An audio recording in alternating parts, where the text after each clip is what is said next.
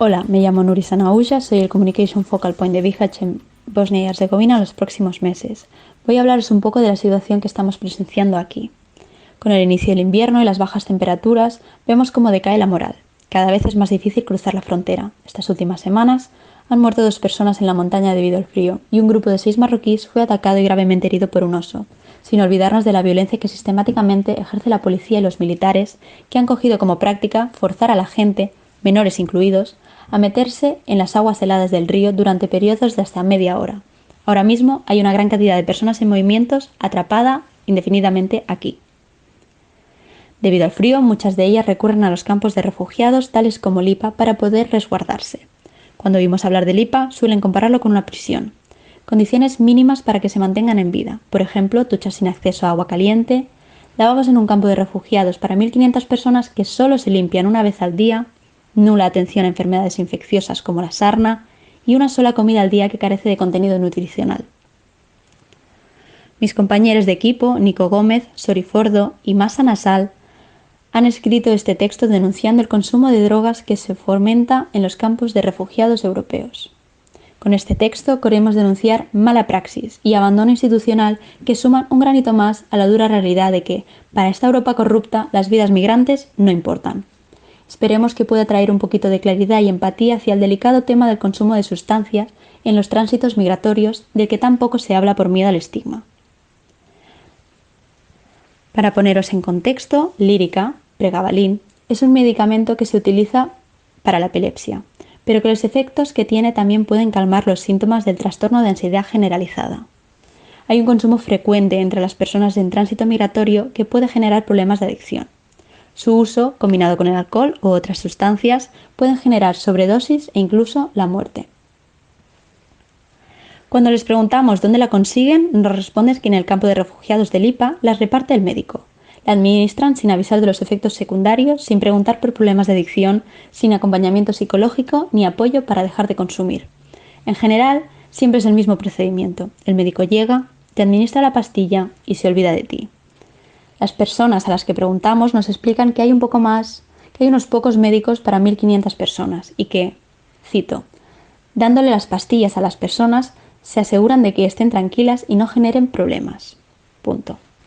Un argumento que responde a una lógica de control deshumanizante. Sin embargo, muchos de ellos nos dicen que incluso a pesar de la libertad con la que se distribuye, las dosis no son suficientes. Entonces, recurren a otro sitio para encontrarlas. Guardias de seguridad que consiguen un dinero extra, personas locales que trabajan en farmacias y hospitales que traen Lyrica a las puertas del campo, otras personas en movimiento que las consiguen de mafias, en resumen, un mercado negro que se aprovecha de la adicción de estas personas. M, una persona en movimiento a la que entrevistamos, también nos cuenta que esta metodología a la hora de repartir psicofármacos se repite en otros campos de refugiados en los que ha estado, en Sarajevo o en Serbia. Aparentemente, un patrón de actuación de las instituciones que trabaja con personas en movimiento. La mayoría de las personas nos habla de unos efectos sedativos y de una sensación de euforia. Nos cuenta que algunas personas la toman antes de ir al game, ya que tiene un efecto como de entumecimiento. Dejas de sentir el dolor de las heridas, que tienes que haber experimentado, vete a tú a saber cuántos pushbacks o devoluciones en caliente, y al mismo tiempo dejas de preocuparte por el viaje. El miedo, la frustración, la ansiedad se quedan adormecidos.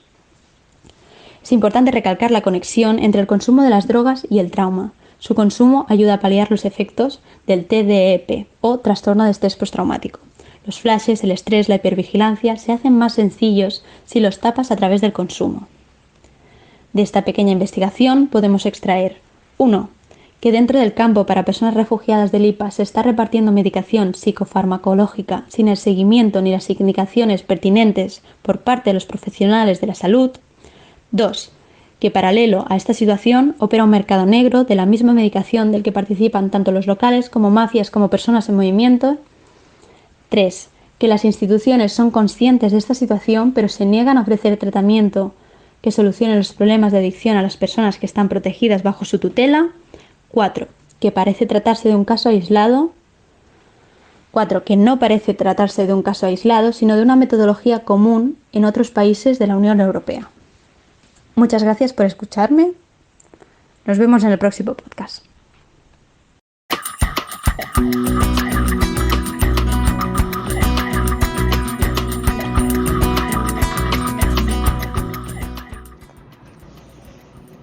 Durante el mes de noviembre han llegado a la isla de Lesbos 1.268 personas. 4.033 personas han llegado al conjunto de las islas del Egeo.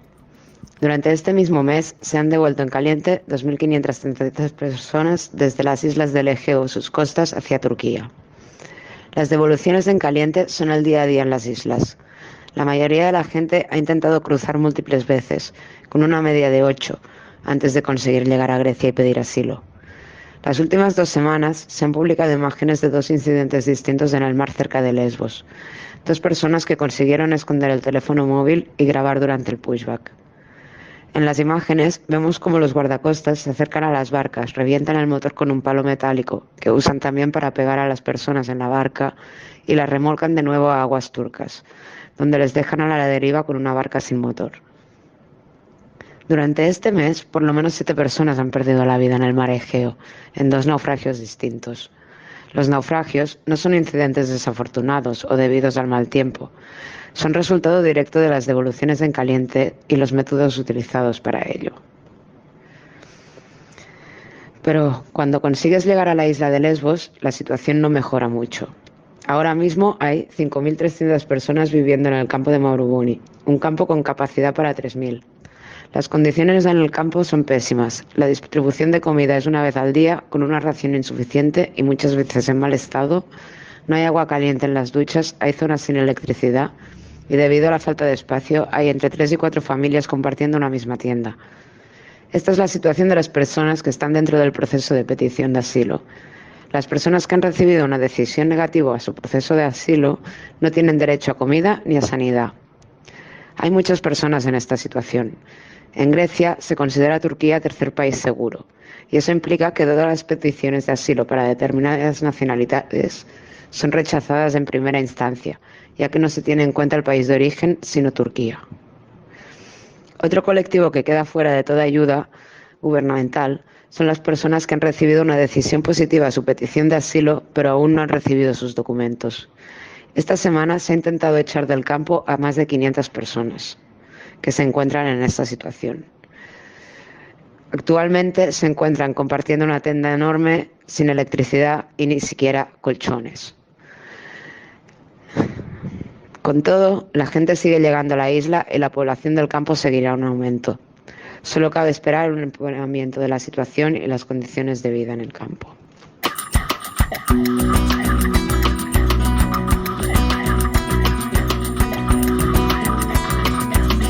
El risky es la práctica que consiste en esconderse debajo y dentro de los camiones de mercancías del puerto de Ceuta con el objetivo de cruzar así a la península. Hay muchos menores, también adultos, que intentan hacer risky a diario, a falta de una vía legal y segura para poder migrar. La policía portuaria trata de detener a estas personas que intentan subir a los camiones y abusan de su poder agrediendo físicamente, amenazando e insultando. Actualmente, para los menores, esta es la única vía que tienen para marchar a España, como alternativa a esperar en el centro de menores a cumplir la mayoría de edad y conseguir unos papeles que se lo permitan de manera legal. Los chicos no quieren estar en el centro porque en estos sitios también sufren de situaciones de violencia por parte de los trabajadores. Más insultos, más castigos, golpes, que sumados a la precariedad del centro les hacen elegir vivir en la calle y buscarse la vida cada día. Ellos mismos han grabado estas malas condiciones del centro y también han intentado hablar de la violencia que sufren allí, pero las medidas que se toman por parte de las autoridades nunca se posicionan a su favor. De la misma manera vemos vídeos que ellos mismos los han subido a sus redes sociales y nos los han enseñado, en los que se ven como la policía portuaria les persigue y les grita cosas como verás cómo te pille, amenazas y pues te voy a enseñar lo que es España, no sé qué. Aun teniendo más de 450.000 visitas, las autoridades no hacen nada al respecto. Nosotros nos preguntamos qué más hace falta documentar y de qué manera para que haya medidas que solucionen estas injusticias.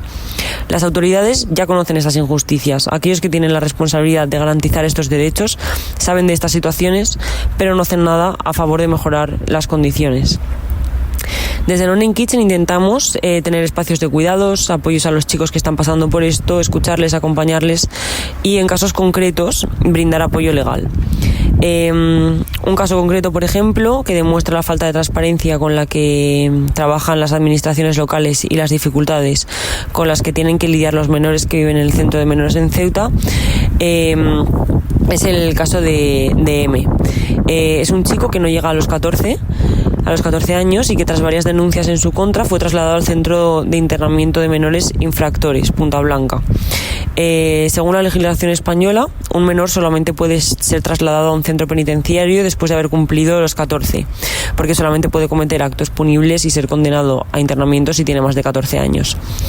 En el caso de M, estos criterios no se respetaron. Los actos realizados por el chico, a pesar de ser fruto de una conducta poco excelente, fueron realizados en un momento anterior a sus 14 años, por lo que no son punibles con el ingreso directo en Punta Blanca. El equipo legal de Learning Kitchen ha empezado el acompañamiento del caso a mitad de noviembre de 2023 y en esta época todavía el chico no estaba tutelado. Esto es síntoma de una burocracia asombrosamente lenta, porque aunque no hay plazo para respetar para tutelar a un menor, las administraciones ceutís estaban al tanto del chico. En el momento de los hechos, M llevaba casi 3 meses residiendo en la ciudad, llegado a Ceuta nadando a principios de septiembre de 2023. La responsabilidad sobre el menor y por tanto la protección del mismo la asume la comunidad autónoma en la que reside, en este caso la ciudad de Ceuta. De hecho, de acuerdo con la legislación nacional e internacional, un menor extranjero no acompañado tiene derecho a ser protegido por el Estado bajo los mismos criterios que un menor de nacionalidad española y en las mismas condiciones, independientemente de su lugar de origen. Por lo que son las administraciones públicas las que tendrían que tener el deber de velar por su bienestar. Bueno, como vemos en este caso y en muchos otros, ni las autoridades ni en el centro de menores se vela realmente por el bienestar de los chavales. Esta semana mismo nos comentaba uno de ellos que tiene sarna desde hace 7 meses y que ha ido más de una vez a pedir ayuda al médico del centro de menores y no le han dado ni soluciones ni le han querido atender en condiciones. Ahora mismo vive en la calle y nuestro equipo de salud está intentando ayudarle con esta situación. Bueno, ahora mismo solo nos queda seguir documentando y denunciando las situaciones que nos encontramos aquí en Ceuta, y aquí estaremos cada semana cenando varios días con ellos en el puerto, poniendo música, tomando té y hablando también pues sobre las ganas que tienen de tener un futuro mejor.